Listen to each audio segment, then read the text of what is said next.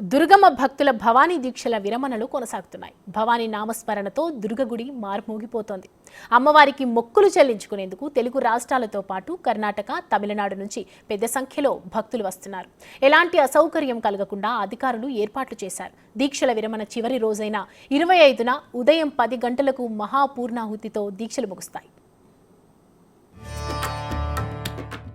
విజయవాడ ఇంద్రకీలాద్రిపై భక్తి పారవస్యం.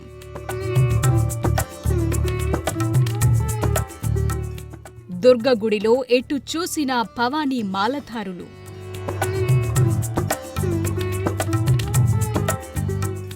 అమ్మా భవానీ అంటూ దీక్షలు విరమిస్తున్నారు.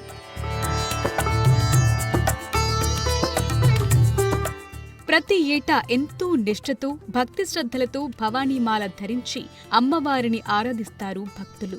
బెజవాడ దుర్గమ్మ సన్నిధిలో దీక్షల విరమణలు కొనసాగుతున్నాయి. ఈ నెల 21న మొదలైన ఘట్టం 25 వరకు కంటిన్యూ అవుతుంది. దీంతో ఇంద్రకీలాద్రి అమ్మవారి ఆలయం కోలాహలంగా మారింది.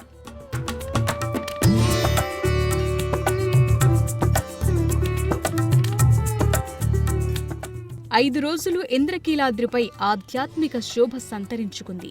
నలుమూలల నుండి భవానీలు లక్షలాదిగా దుర్గమ్మను దర్శించుకుంటున్నారు.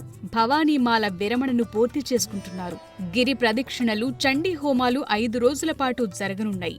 ఆఖరి రోజున పూర్ణాహుతితో పూర్తవుతాయి.